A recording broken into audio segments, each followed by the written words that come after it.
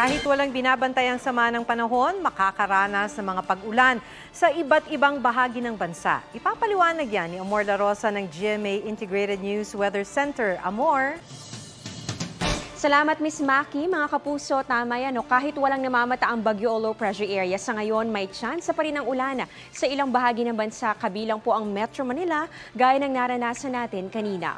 Dahil yan sa northeasterly surface wind flow, ganun din sa shear line at pati na rin po yung localized thunderstorms. Sa datos nga ng Metro Weather, may mga pag-ulan bukas sa Luzon, lalong-lalo na pagsapit ng hapon. Asahan yan dito sa Central Luzon, ganun din sa Calabarzon, Mimaropa, ilang bahagi ng Bicol Region, at ng Northern Luzon.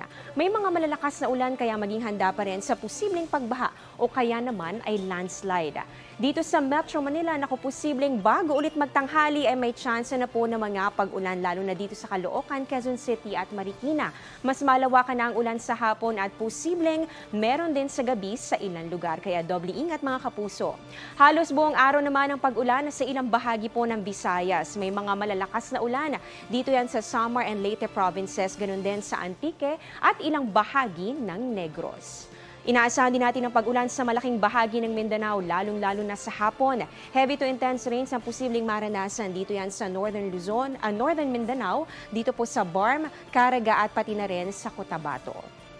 At yan ang latest sa lagay ng panahon. Ako si Amor La Rosa. Ito ang GMA Integrated News Weather Center. Maasahan anuman ang panahon.